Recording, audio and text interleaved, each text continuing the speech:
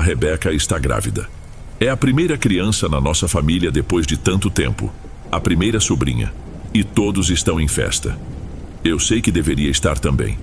Eu tento de verdade. Forço um sorriso nos almoços de domingo. Converso sobre nomes. Mas quando fico sozinho, o que sinto é outra coisa. Um nó de apreensão na boca do estômago que eu conheço muito bem. É uma sensação que eu já conhecia. Meu nome é Ronaldo. E essa sensação me joga de volta para 1994, o ano em que eu ganhei a Nina. Foi um presente da minha tia Marisa. Na época, eu nunca tinha visto nada igual. Era uma daquelas bonecas grandes, com o rosto de um material liso e frio, quase como louça, e olhos de vidro muito realistas. Ela tinha o cabelo escuro e um sorriso fixo, com a boca um pouco aberta, como se estivesse prestes a dar uma risadinha. O nome na caixa era Doce Sonho, mas eu a batizei de Nina no instante em que a tirei da embalagem. A partir daquele dia, nós viramos uma coisa só. Eu levava a Nina para todo canto. Se eu ia para a cozinha beber água, ela ia junto. Se eu ia assistir televisão, sentava ela numa almofada ao meu lado.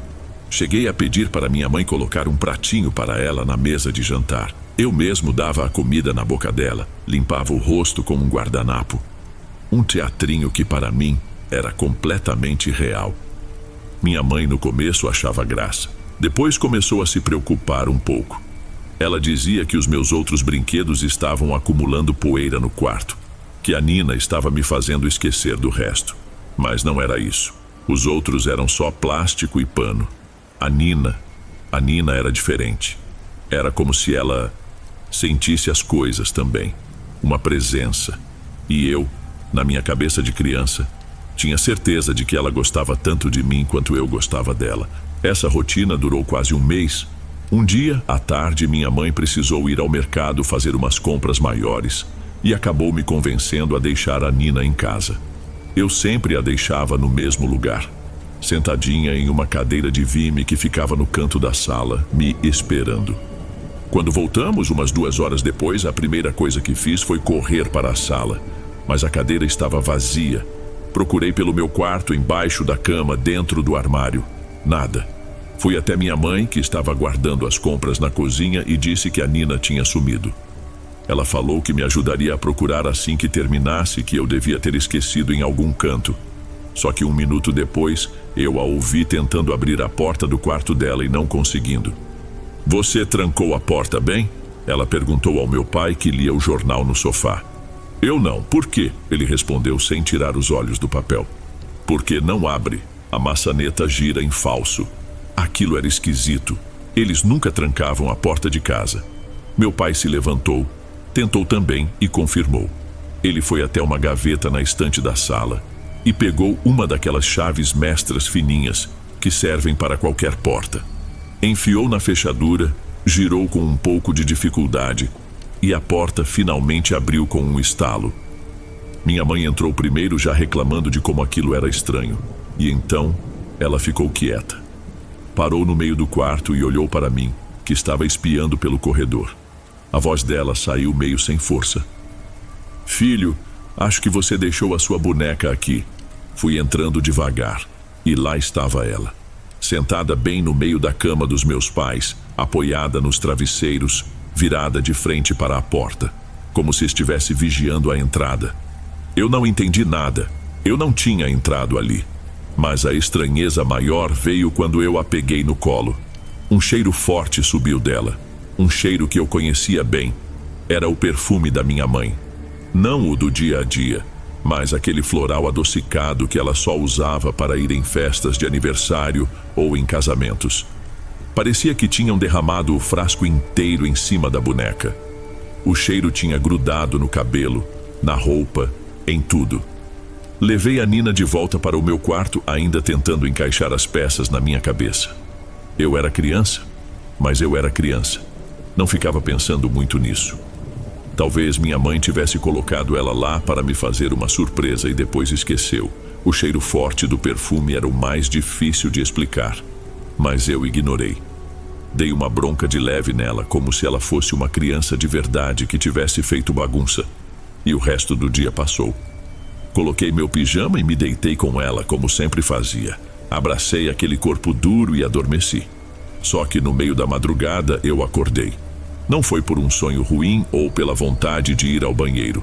Foi um som, um ruído baixo, de alguma coisa leve caindo e rolando no piso de madeira. Fiquei um tempo parado, só de olho aberto, tentando entender. A casa estava num silêncio completo. Sentei na cama. A luz amarelada do poste da rua entrava pela janela, que eu nunca fechava com a cortina, e deixava o quarto num escurinho em que dava para ver as coisas. O som veio de novo, um rolar curto, que parou com uma batidinha seca.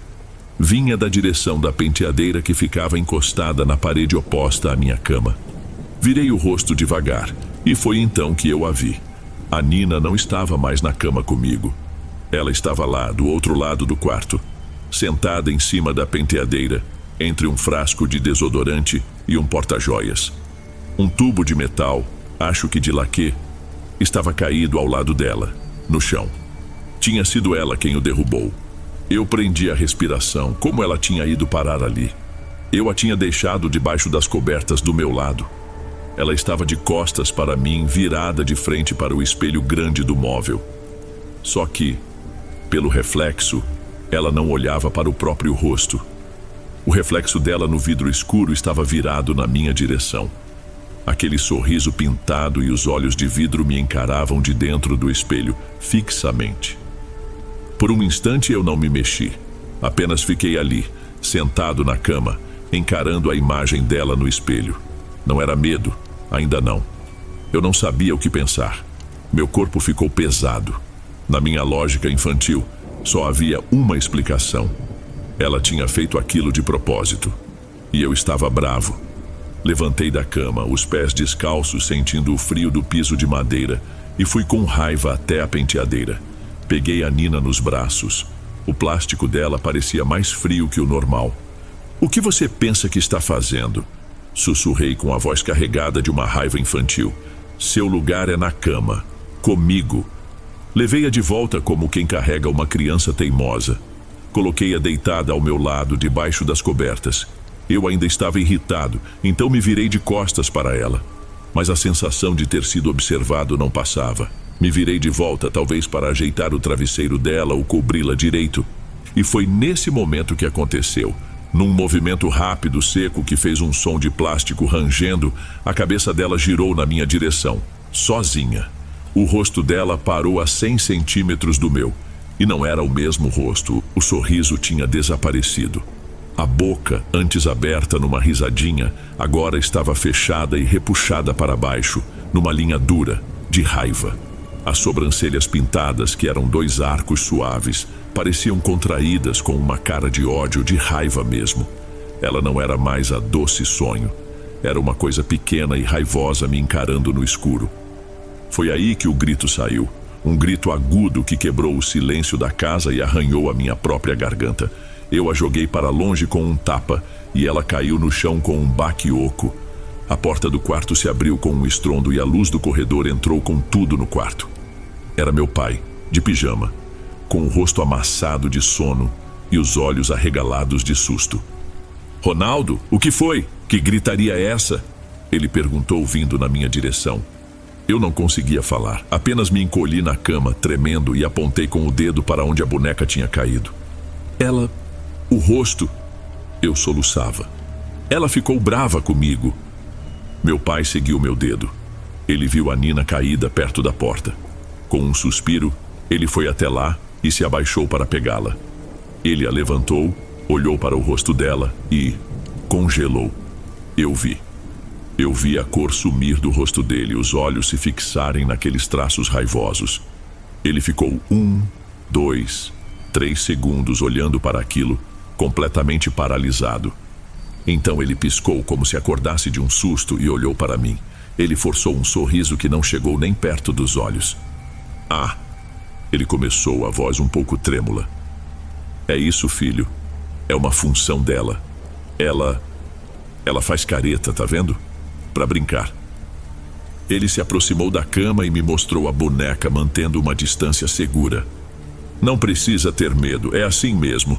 Mas eu via a mentira no rosto dele. E ver o meu pai, o meu herói, com medo daquela coisa. Aquilo me apavorou mais do que qualquer outra coisa. Eu dormi no quarto dos meus pais, claro, enfiado entre eles com a luz do abajur acesa a noite toda. No dia seguinte, um sábado, eu me recusei a chegar perto do meu próprio quarto. A primeira coisa que perguntei para a minha mãe, com a voz baixa, foi onde estava aquela coisa. Eu já não conseguia mais chamá-la de Nina. "Está de castigo", ela respondeu com aquela firmeza de mãe que encerra um assunto. "Guardei numa caixa, lá no quartinho da bagunça, e é lá que vai ficar." O quartinho da bagunça era um cômodo pequeno que ficava no fim do corredor, ao lado do banheiro. Um depósito de tudo o que não tinha lugar. Ferramentas velhas, enfeites de Natal, brinquedos quebrados. Mais tarde, quando minha mãe estava distraída, a curiosidade me venceu. Fui até lá na ponta dos pés. Girei a maçaneta e abri a porta só uma fresta. O cheiro de poeira e papel velho me atingiu. Numa pilha de caixas de plástico, reconheci a que ela tinha me indicado. Subi num banquinho, levantei a tampa com cuidado. Ela estava lá dentro, de bruços, com o vestido amassado. Bati a tampa de volta no lugar. O clique da trava pareceu uma coisa definitiva. Senti um alívio enorme. Voltei para o meu quarto e tentei me distrair com meus outros bonecos, os que eu tinha abandonado. Meu pai tinha ido trabalhar. Era perto da hora do almoço, e o cheiro do refogado de carne que minha mãe preparava na cozinha se espalhava pela casa. Foi quando as batidas começaram. Não eram batidinhas, eram socos, surdos, fortes e ritmados, vindo da direção do corredor. Uma sequência de 3 pancadas, uma pausa e mais 3, com força suficiente para fazer vibrar as coisas na prateleira. A voz da minha mãe veio gritando da cozinha. "Ronaldo, que barulheira é essa? Vai quebrar a porta, para com isso agora!" Mas eu estava ali, sentado no chão do meu quarto, cercado de peças de montar. As batidas continuaram, ignorando o grito dela. 1, 2, 3. Pausa. 1, 2, 3. Minha mãe apareceu na porta do meu quarto com o rosto vermelho, pronta para me dar a maior bronca da minha vida. "Você não ouviu o que eu..." Ela não terminou a frase. Seus olhos me encontraram e ela entendeu que não era eu. E os socos na porta não paravam. O som era inconfundível agora. Vinha do fim do corredor, do quartinho. O olhar dela foi do meu rosto para a escuridão do corredor e depois de volta para mim. A raiva no rosto dela sumiu e o que apareceu foi uma coisa que eu nunca tinha visto: pânico. Foi a primeira vez na vida que eu vi minha mãe sentir medo de verdade. Ela não disse nada. Me agarrou pelo braço com uma força que eu não sabia que ela tinha, me arrastou para a sala, ligou a televisão e girou o botão de volume até o máximo. Um programa de auditório com uma música alta e palmas explodiu nos alto-falantes, abafando o som que vinha do corredor. "Acha um desenho", ela ordenou, a voz tensa, me entregando o controle. "Fica aqui, não sai daqui." Eu fiquei o resto da tarde ali, sentado no chão da sala, hipnotizado pelos desenhos na televisão. O volume estava tão alto que o mundo lá fora, com seus corredores escuros e portas trancadas, parecia não existir. A partir daquele sábado, eu nunca mais vi a Nina. Ela simplesmente desapareceu da minha vida. Eu não perguntei e meus pais não comentaram. E como toda criança, com o tempo, eu enterrei aquilo fundo. A vida continuou. Muitos anos depois, quando eu já era adolescente, minha mãe me contou o resto da história. Ela disse que naquela tarde, enquanto eu assistia à TV, ela esperou o silêncio voltar e foi até o quartinho. O coração dela batia forte. Ao abrir a porta, ela encontrou a caixa de plástico no chão, com a tampa meio solta. A Nina estava com metade do corpo para fora, como se tivesse tentado escapar. Mas o mais assustador, ela me disse, foi que o rosto da boneca tinha voltado ao normal. O sorriso inocente e a boca aberta estavam lá, como se nada tivesse acontecido. Minha mãe também me contou que meu pai nunca mais tocou no assunto. A mentira que ele me contou naquela noite, sobre o rosto ser uma função da boneca, virou a verdade oficial dele. Acho que foi o único jeito que ele encontrou para lidar com o que viu. Ele se recusou a admitir o medo. Até hoje, Eu percebo como ele desvia o olhar de vitrines de lojas de brinquedo ou muda de canal rapidamente se aparece alguma boneca na televisão. Na semana seguinte, eles devolveram a boneca para a minha tia Marisa. Contaram tudo. Ela ficou apavorada, claro, e se desfez da Nina no mesmo dia. Fim da história. Pelo menos, era o que eu acreditava. Até 3 meses atrás, quando a Rebeca me ligou para contar da gravidez. A alegria dela era contagiante, mas em mim, a notícia bateu diferente. Acordou aquele sentimento antigo, aquele aperto ruim. E desde então não tenho uma noite de sono tranquila. Às vezes, quando a casa está quieta e eu estou quase dormindo, eu sinto um cheiro no ar. É fraco, quase uma ilusão. Um perfume floral, adocicado e que eu conhecia muito bem. A teoria dos meus pais é que eu dei tanta vida àquela boneca que ela acreditou ser real. Mas a pergunta que não sai da minha cabeça, a pergunta que me fez escrever isso tudo, é outra. Será que nós demos vida à boneca? Ou só abrimos a porta para alguma outra coisa? Uma coisa que talvez nunca esteve presa a ela, mas sim a mim, a nós.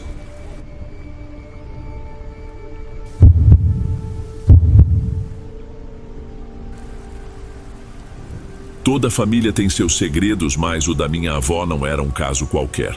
Um dinheiro guardado sem ninguém saber. Era algo que ela manteve em plena vista por décadas, dentro de uma cristaleira de embuia no canto do próprio quarto. Boa noite, Dom. Meu nome é Denis.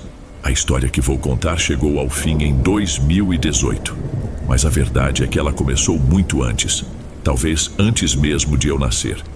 A casa da minha avó Adelaide era um daqueles sobrados antigos, de pé direito alto, com um corredor comprido que levava à cozinha e uma escada de madeira que rangia para o segundo andar. E era lá em cima que ela mantinha seu pequeno santuário.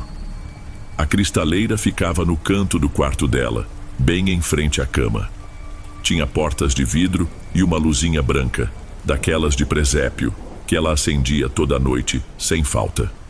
Dentro, sobre um paninho de crochê, ficava a santinha. Não era uma figura grande, talvez uns 40 centímetros de altura, mas o cuidado que minha avó tinha com ela era quase uma obsessão. A imagem tinha um terço delicado enrolado nas mãos, e à sua volta sempre havia flores frescas. O andar de cima inteiro da casa tinha um cheiro adocicado por causa disso. Ela trocava os arranjos a cada 2 dias. Rosas ou cravos, o que encontrasse na floricultura, mas tinham que ser brancos. Diz que era o jeito que a santa gostava. Para nós, os netos que crescemos passando os fins de semana e as férias ali, aquilo era só mais uma das manias da vovó Adelaide. Era parte do cenário, como o barulho do portão de ferro ou o relógio de parede da sala que atrasava 5 minutos por semana. A gente se acostuma. Mas mesmo naquela época, quando éramos crianças, a gente sentia que havia algo diferente naquele quarto. Uma quietude que não era de paz, mas de um respeito que vinha quase do medo. Ninguém entrava ali fazendo barulho. Ninguém tocava na cristaleira. Eram regras que nunca foram ditas, mas que todo mundo, dos filhos aos netos, seguia sem questionar. As desconfianças eram coisas que a gente comentava em voz baixa entre primos, escondidos no quintal dos fundos. Pequenos detalhes que somados mostravam uma coisa estranha. Minha prima Ariadne, por exemplo, jurou ter visto a vovó numa madrugada borrifando cachaça pura nos 4 cantos do quarto dela, sussurrando palavras que o sono não a deixou entender. Outra vez, meu tio Francisco encontrou umas ervas estranhas, amarradas com fita vermelha debaixo do colchão dela. Quando perguntou o que era, ela só respondeu, com toda a calma do mundo, que era para espantar o mal-olhado. Mas a minha experiência foi diferente. Não foi algo que me contaram, eu vi. Aconteceu numa noite de janeiro em 2012. Eu devia ter uns 15 anos. Acordei no meio da noite com a garganta seca, uma sede que arranhava.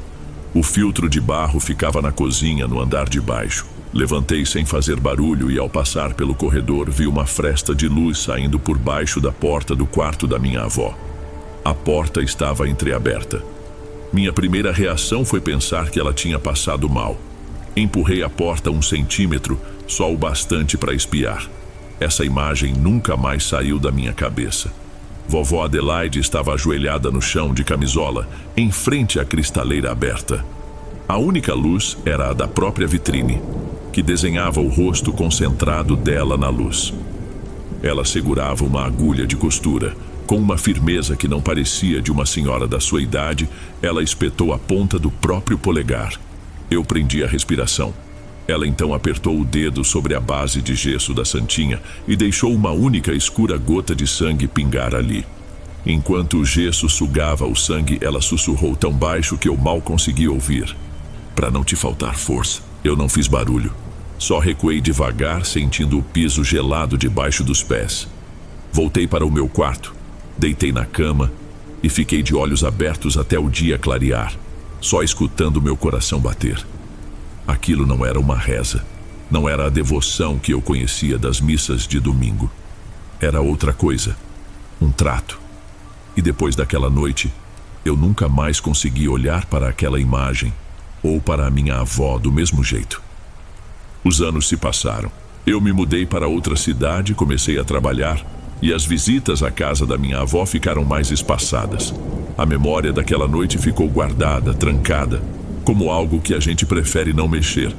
Até o dia em que ela se foi, em 2018. Naquela manhã, a casa inteira cheirou a flores. E eu não digo isso como uma figura de linguagem. Minha mãe, que estava passando uns dias com ela, me ligou e foi a primeira coisa que disse. Não era o perfume de sempre que ficava contido no andar de cima. Era um cheiro forte, doce e quase enjoativo, que descia pela escada e tomava cada cômodo, como se o segundo andar inteiro tivesse sido inundado por um mar de lírios e rosas brancas. Deram 10 horas da manhã, depois 11, e nada da vovó Adelaide descer para o café. Foi a minha mãe quem subiu, já com um aperto no peito. Ela a encontrou na cama. Segundo ela me contou depois, a cena era de uma paz assustadora. Vovó estava deitada de costas, o rosto sereno. Segurava o terço entre os dedos cruzados sobre o peito, junto com um pequeno ramo de cravos brancos ainda frescos. A janela estava aberta, a cortina de renda balançava com a brisa mansa da manhã. Tudo parecia normal. Quase tudo. Na cristaleira, a santinha continuava no seu lugar, mas aos pés dela, no chão, a vela de 7 dias que ela mantinha acesa estava em cacos. O copo de vidro grosso tinha se partido de dentro para fora, e os cacos se espalharam num desenho que lembrava uma estrela. O pavio, no centro, ainda soltava um fiapo de fumaça. O médico veio e confirmou o que todos queriam ouvir. Morte natural, uma parada cardíaca durante o sono. Ela não teria sentido nada. Foi em paz. Todos na família respiraram aliviados com essa explicação. Era mais fácil, era mais simples. Era o que a gente precisava ouvir. As horas seguintes foram um borrão de providências que a gente toma no automático. Ligar para a funerária, avisar parentes, arrumar a casa para receber as pessoas. Minha mãe começou a passar um café bem forte e o cheiro da bebida aos poucos foi se misturando com aquele perfume denso de flores.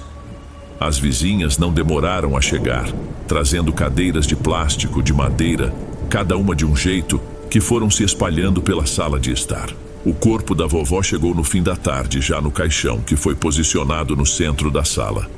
A casa foi se enchendo de um burburinho baixo, de abraços desconfortáveis e de gente que não sabia bem o que dizer. Foi meu tio Francisco quem quebrou o clima pesado. Ele olhou para o topo da escada e franziu a testa, como se notasse uma ausência importante. É melhor a gente descer a santinha, ele disse com aquela voz de quem toma a frente das coisas. Fica certo ter ela aqui embaixo para a hora da reza. Ninguém discordou. Ele e outro tio meu subiram em silêncio. Eu os observei. Não era um móvel leve. Vi os dois descendo a escada com dificuldade, degrau por degrau, a madeira de embuia rangendo a cada passo. Eles decidiram colocar a cristaleira sobre uma mesinha de canto. Foi nesse momento que aconteceu. Ao apoiarem o móvel no chão com um baque um pouco mais forte, uma placa fina de madeira do fundo da cristaleira se desprendeu e caiu para dentro. O que havia atrás não era só o compensado velho do móvel. Num vão oculto, que ninguém da família sabia que existia, estavam dezenas de maços de dinheiro. enrolados com elásticos de borracha, notas antigas, notas novas, e espremido entre 2 rolos, um pequeno caderno de capa preta. Ninguém disse uma palavra. Meu tio Francisco, minha mãe, os parentes mais próximos que estavam na sala, todos pararam. O silêncio agora era outro. Não era de luto, era de choque. Meu tio se agachou, pegou o caderninho e abriu. A caligrafia era a da minha avó. Eram listas, nomes, seguidos de datas e de valores em dinheiro. Não eram dívidas. Pareciam mais um registro de conquistas. Ariadne, concurso público. Francisco, quitação da casa. Marta, saúde. Nossos nomes estavam lá. O meu nome estava lá, ao lado de uma anotação sobre a faculdade. Meu tio fechou o caderno num gesto rápido, quase assustado. Ele e meu outro tio empurraram o dinheiro e o caderno de volta para o vão e improvisaram um jeito de prender a placa de madeira no lugar. Tudo isso em silêncio, bem a tempo do grupo de oração da igreja chegar para o início do terço. A reza do terço começou. Aquela ladainha de Ave Marias e Pai Nossos que vira um zumbido na cabeça da gente depois de um tempo. A sala estava cheia, abafada. O cheiro de café, de flores e das velas de cera criava uma mistura pesada no ar. Eu me lembro de olhar os rostos cansados das pessoas, os olhares perdidos no caixão ou no chão, e pensar no caderno de capa preta. Passava da meia-noite quando uma prima mais distante que estava sentada perto da cristaleira cutucou o braço da minha tia. "Olha ali", ela sussurrou apontando com o queixo. "A santinha tá acesa." Todos olharam. Não era a luzinha branca de presépio. Essa continuava apagada. Era uma luz alaranjada, fraca, que parecia pulsar de dentro do gesso da imagem, como se ela tivesse engolido uma brasa acesa. Um silêncio confuso começou a se espalhar pela sala, engolindo a oração. Alguém perguntou se não era curto-circuito, mas meu tio logo respondeu que o fio da cristaleira nem estava na tomada. De repente a luz se intensificou. O ar em volta do móvel pareceu ondular, como o calor que sobe do asfalto num dia quente. Foi então que ouvimos o som, um estalo agudo de cerâmica se partindo.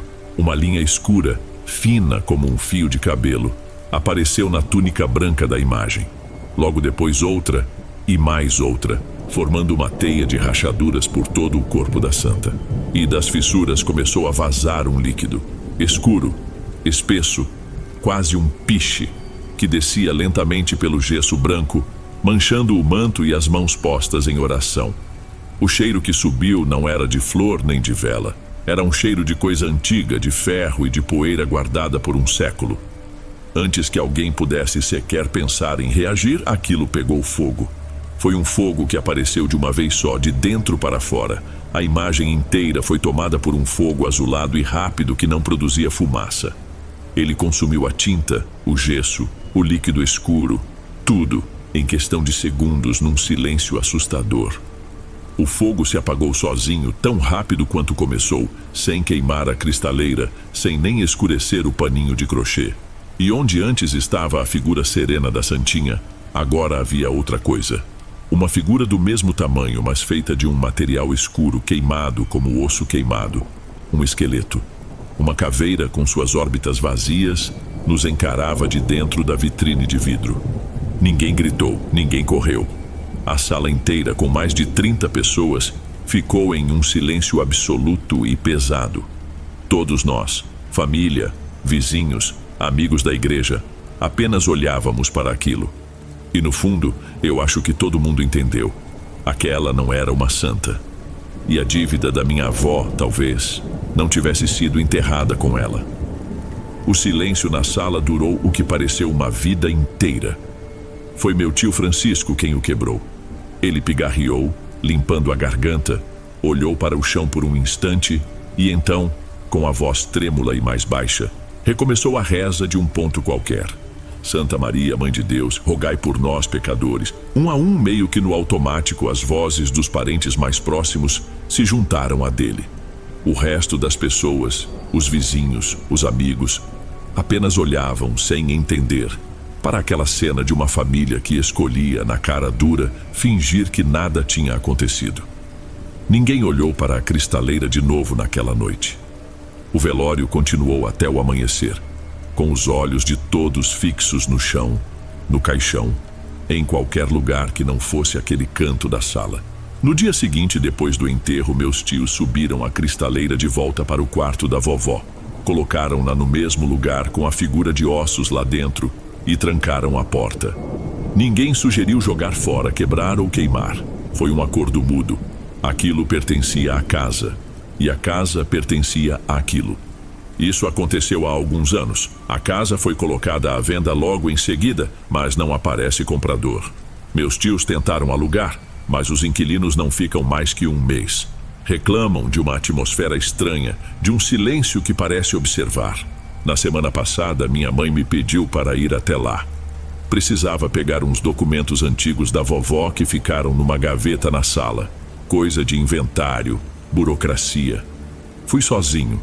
A casa estava vazia, silenciosa, com aquele cheiro de lugar fechado. Peguei os papéis e já estava de saída quando olhei para a escada. A porta do quarto dela, lá no alto do corredor, continuava fechada.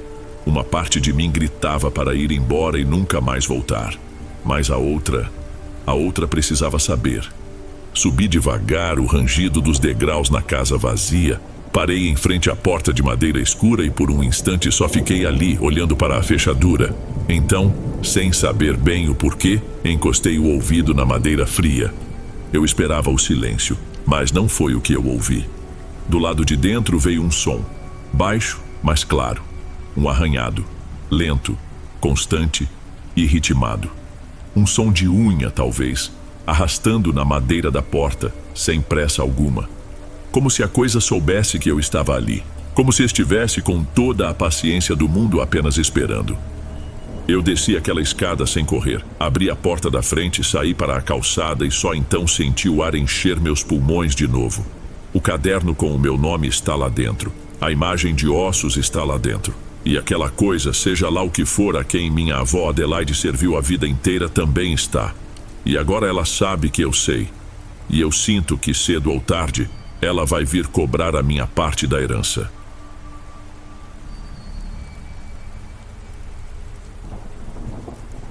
Antes de irmos para o próximo relato, verifique se você já está inscrito aqui no canal e se já ativou o sino de notificação para receber as próximas histórias. Aprecio sua companhia e seu apoio faz toda a diferença.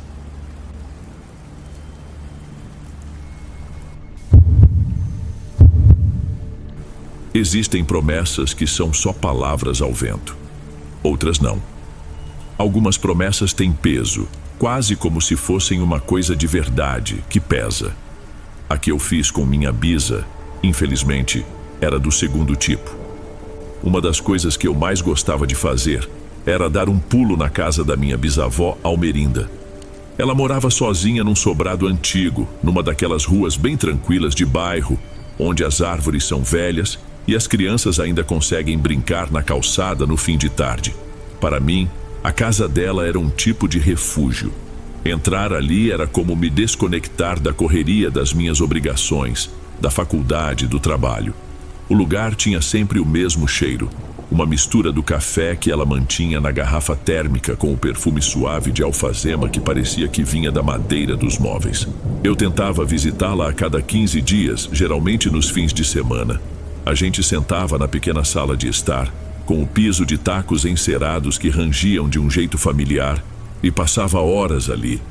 Eu contava minhas novidades, ela contava histórias do tempo dela. Histórias de um mundo que nem parecia mais existir. Minha bisa, a Almerinda, era o tipo de pessoa que te escutava de verdade, sabe? Com ela, eu não precisava fingir que estava tudo bem. Ela tinha um jeito de olhar que fazia qualquer problema parecer menor, mais fácil de resolver. A casa dela não era só uma casa, era o meu lugar seguro. Um lugar onde o tempo parecia andar mais devagar e nada de ruim podia me alcançar. Pelo menos era isso que eu pensava. Numa tarde de sábado, em agosto daquele mesmo ano, o dia estava abafado e cinzento, com cara de que a chuva ia cair a qualquer momento. Estávamos na mesa da cozinha, jogando uma partida de buraco. Era nosso passatempo preferido. A toalha de plástico com estampas de frutas cobria a mesa. e o barulho das fichas de plástico se misturando era a única coisa que quebrava o silêncio. Foi durante uma das rodadas que eu notei. A mão dela, sempre tão firme para embaralhar, tremeu um pouco ao tentar pegar uma carta do monte. Foi sutil, quase imperceptível, mas ela viu que eu vi. Ela recolheu a mão e forçou um sorriso meio sem graça. A carcaça já não obedece direito, meu filho. Tá na hora de entregar os pontos. Eu ri, tentando aliviar o clima estranho que se formou. Que nada, Bisa. A senhora tá mais forte que muito garotão por aí. Ela me encarou por um instante e o humor sumiu do rosto dela. Havia uma seriedade ali que eu nunca tinha visto. Ela ajeitou as cartas na mão e olhou para mim. Leonardo, que tal se a gente fizesse uma aposta diferente hoje? Achei estranho, mas entrei na onda. Aposta? Valendo o quê? Valendo o meu tempo. Ela disse com a voz completamente neutra. Eu aposto que não me restam mais do que 2 semanas. Senti um nó na boca do estômago. Aquilo não parecia uma brincadeira. Bisa, que papo é esse? Para com isso. É coisa de mau gosto, né? Eu disse que ela ainda tinha no mínimo uns 4 anos pela frente. Tentei soar confiante, mas minha voz saiu meio falhada. Ela apenas balançou a cabeça com um olhar que era uma mistura de teimosia e uma certeza assustadora. Tudo bem, a gente aposta então, mas tem uma condição. Ela se inclinou um pouco sobre a mesa e sua voz baixou como se contasse um segredo. Se eu ganhar, eu volto para te visitar, só para confirmar a vitória. Na hora, eu não soube o que responder. Apenas dei uma risada nervosa e mudei de assunto. Mas quando fui embora no fim daquele dia, a frase dela ficou ecoando na minha cabeça. Era só o jeito dela, o humor ácido que ela sempre teve. Pelo menos era o que eu repetia para mim mesmo. A semana seguinte correu na velocidade normal. Eu me ocupei com as provas da faculdade e um projeto do trabalho, e a lembrança daquela aposta foi se perdendo no meio da rotina.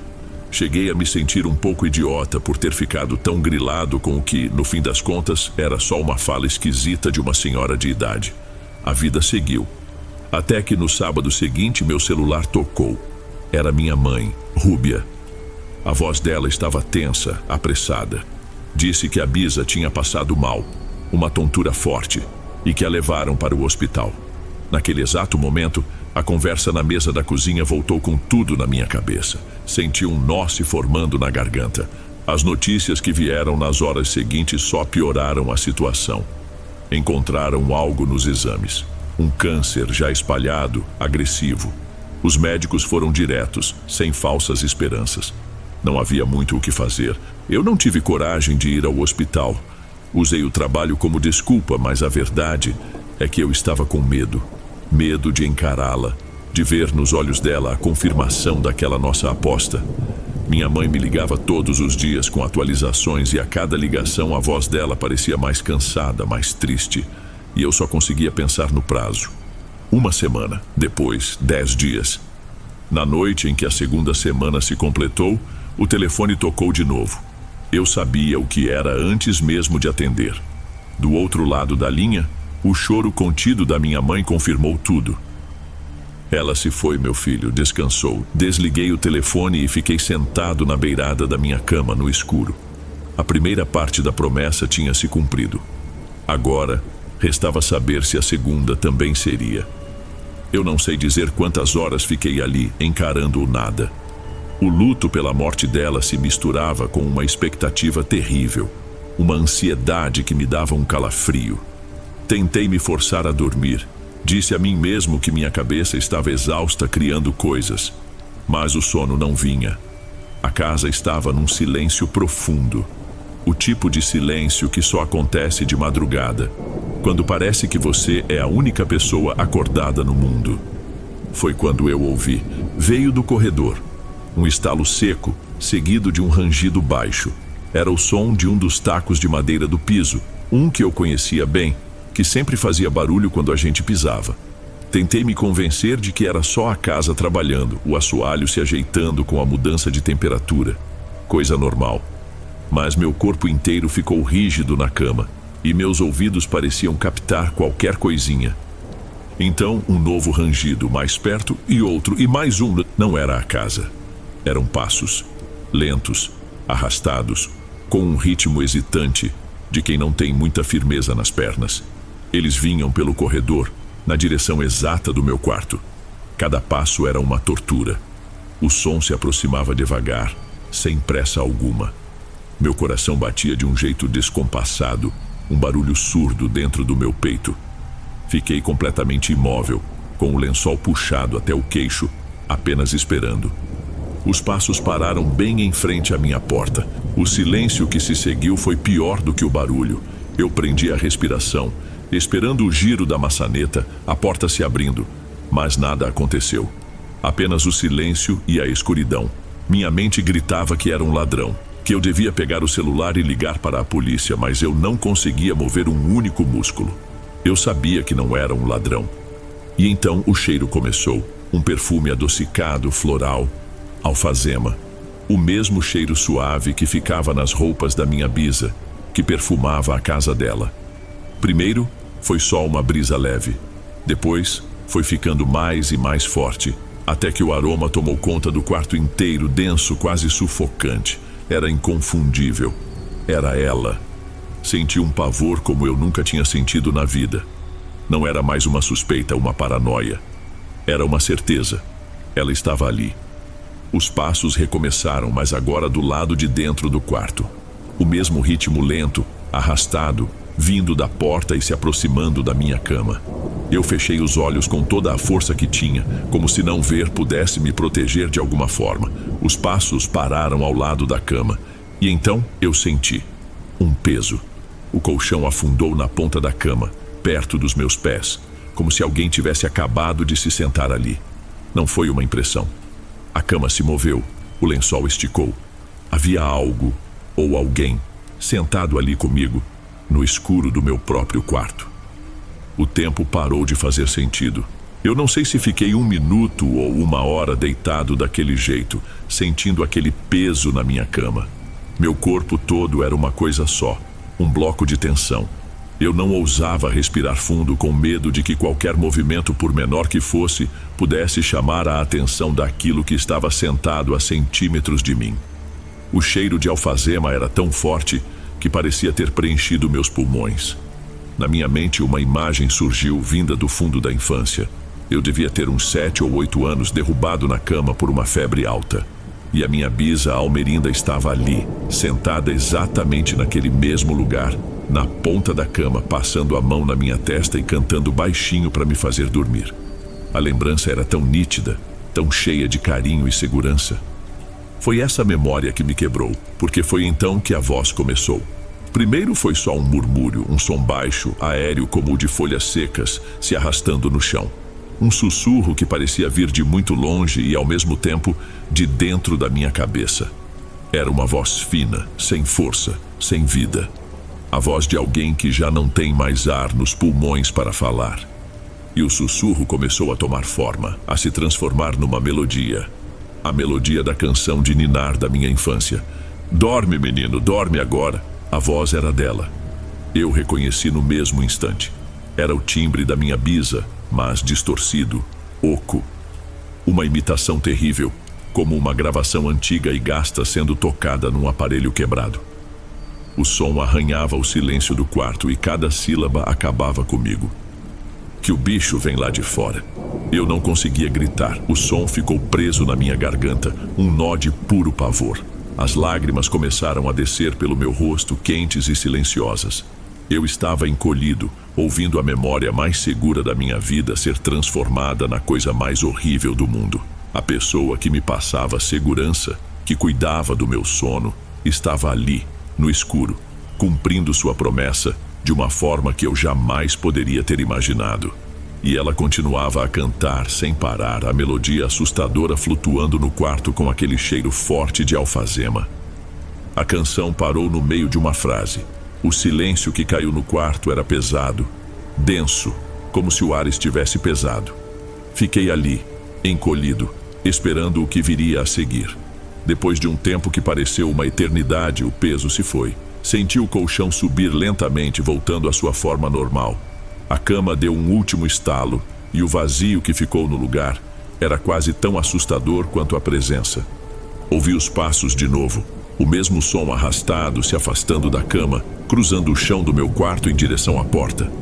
Os rangidos continuaram pelo corredor, cada vez mais distantes, mais abafados. Eu acompanhei o trajeto inteiro apenas com a audição, com os olhos ainda cerrados com força. Os passos desceram a escada. E então, silêncio outra vez. Eu estava começando a pensar que tinha acabado. Uma parte de mim, iludida, tentava encontrar alívio. Foi nesse momento que um barulho absurdo veio da sala. A porta da frente. Ela bateu com uma força tremenda, fazendo as paredes vibrarem. Um som seco, definitivo. Quase que imediatamente ouvi o barulho da porta do quarto da minha mãe se abrindo no corredor. A luz do abajur dela vazou por debaixo da minha porta. Léo! Ela chamou com a voz embargada de sono e susto. Filho, é você? A maçaneta do meu quarto girou e a porta se abriu. A luz do corredor invadiu a escuridão, me fazendo piscar. Minha mãe, Rúbia, estava parada ali, com o rosto amassado e os olhos arregalados. Você ouviu esse barulho, pelo amor de Deus, o que foi isso? Minha voz mal saiu, era um fiapo. A porta, parecia que alguém acabou de sair daqui de casa. Ela disse, olhando por cima do meu ombro, para dentro do quarto. Você desceu? Foi você que bateu a porta? Eu apenas consegui balançar a cabeça negativamente. Não, mãe, eu estava aqui o tempo todo, mas eu ouvi. Ela ficou me olhando, tentando entender. Provavelmente achou que eu estava sonhando, ou que o barulho tinha sido só o vento. Mas nós dois sabíamos que não tinha sido o vento. Nunca contei a ela nem a ninguém sobre a aposta, sobre o cheiro de alfazema ou sobre a canção de ninar. Como eu poderia? Minha bisa Almerinda cumpriu a promessa dela. Ela venceu a aposta e voltou para cobrar. E no processo ela levou embora para sempre a imagem carinhosa que eu tinha dela. Aquele lugar seguro não existia mais. Hoje, quando me lembro da minha bisa, o amor ainda está lá, em algum lugar. Mas ele vem sempre acompanhado de um medo gelado e da lembrança daquela voz que não era mais deste mundo. Esses foram os relatos de hoje. Espero de coração que tenham gostado. E ficarei muito feliz em te ver nos próximos. Agora na tela, estou deixando outros 2 bons vídeos que certamente irão gostar.